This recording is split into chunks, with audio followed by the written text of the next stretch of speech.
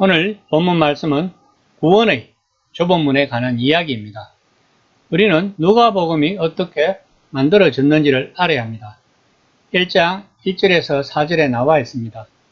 누가복음은 그 당시 전해에 내려오던 많은 복음서를 누가가 편집하여 만든 것입니다. 그러면 편집본은 무엇일까요? 대표적으로 마가복음과 구전으로 내려온 큐복음서 등이 있습니다. 이 복음서들은 유대인들의 관점에서 만든 것이라는 것을 우리는 알아야 합니다. 누가는 이런 복음서들을 데오빌로에게 전할 때 헬라인의 관점에서 이해하기 쉽도록 만든 것입니다. 그러나 출발점은 유대인들의 관점이라는 것을 알면 오늘 본문 해석에 도움이 될 것입니다. 예수님이 예루살렘으로 올라가며 각 마을을 다니면서 말씀을 전하고 있었습니다. 13장 23절 말씀입니다. 어떤 사람이 여짜오되 주여 구원을 받은 자가 적으리이까 그들에게 이르시되 예수님 당시 종말론적 구원 즉 하나님 나라에 들어가 영원한 삶을 얻는 사람들의 수가 많으냐 적으냐에 대한 궁금증은 당시의 유대교회 내에서 많이 있었습니다.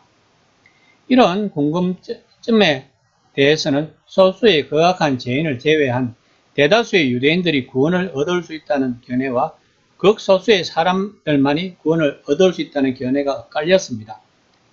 이에 대한 예수님의 대답은 후자에 가깝다고 할 수 있습니다.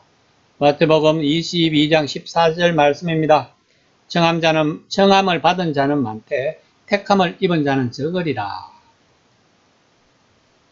13장 24절 말씀입니다.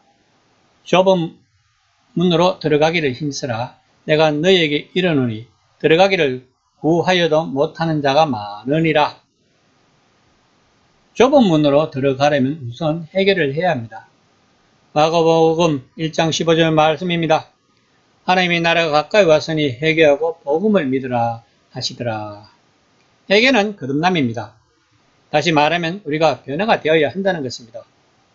새로운 피조물이 되어야지만 우리는 하나님 나라에 들어갈 수 있다는 것을 이야기하고 있습니다. 그러면 본절 말씀에 따르면 해결을 하고 거듭나기가 어렵다는 말이 됩니다. 도마복음에서도 하나님 나라에 들어가는 것은 1000명에 1명, 10,000명에 10명쯤이라고 기록되어 있습니다.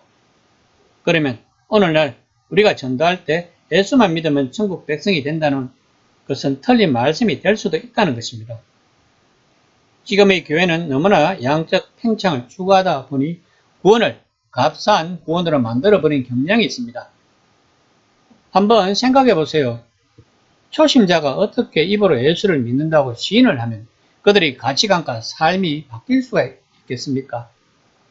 거듭남을 경험하려면 3000년 전에 그리고 2000년 전에 기록된 성경 말씀이 살아서 꿈틀거리며 성도들의 삶을 바꿀 때 가능한 것입니다. 이것을 우리는 하나님을 인격적으로 만난다고 하는 것입니다. 체험신앙을 했다고 해서 하나님을 인격적으로 만난 것은 아닙니다. 다만 하나님이 하도 말을 안 듣고 하니까 하나님이 은혜로 특별히 인도를 한 것으로 이해를 하면 됩니다. 체험신앙을 했다 해도 성경 말씀이 살아서 그 사람을 변화시키지 않는다면 그는 구원을 받지 못한 자가 되는 것입니다.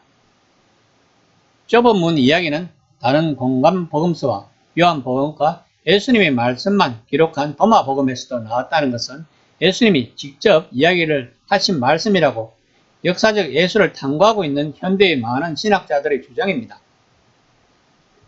13장 25절에서 26절 말씀입니다. 집 주인이 일어나 문을 한번 닫은 후에 너희가 밖에 서서 문을 두드리며 주여 열어주소서 하면 그가 대답하여 이르되 나는 너희가 어디에서 온 자인지 알지 못하노라 하리니 그때 너희가 말하되 우리는 주 앞에서 먹고 마셨으며 주는 또한 우리의 길거리에서 가르치셨나이다 하나. 좁은 문으로 들어가지 못하는 자들은 자기들도 예수님과 같이 식사도 하고 가르침을 받았는데 왜 구원을 받지 못한 것이라고 불만을 가질 것이라고 예수님은 말씀하고 계십니다. 이 말씀은 현재의 교인들에게 참 무서운 말씀입니다. 많은 교인들은 구원을 얻기 위해 그리고 구원을 받은 징표로 11조도 내고 주일 성수도 지키고 구제와 봉사와 선교도 하고 있는데 좁은 문으로 들어가지 못한다고 하면 많은 교인들은 충격을 받을 것입니다.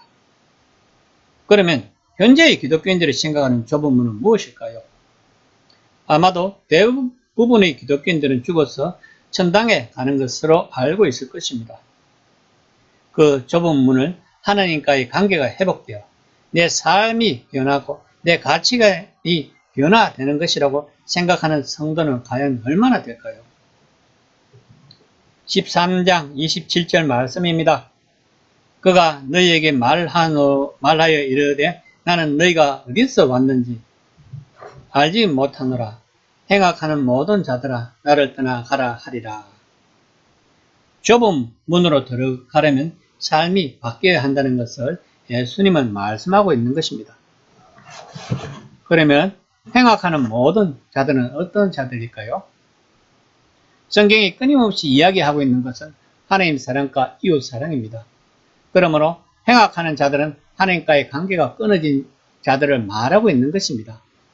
하나님을 사랑하려면 하나님과의 관계가 올바르게 형성되어야지 가능한 것입니다. 또한 하나님을 사랑해야지만 이웃을 사랑할 수 있습니다. 그러기 위해서는 우리는 거듭나야 합니다.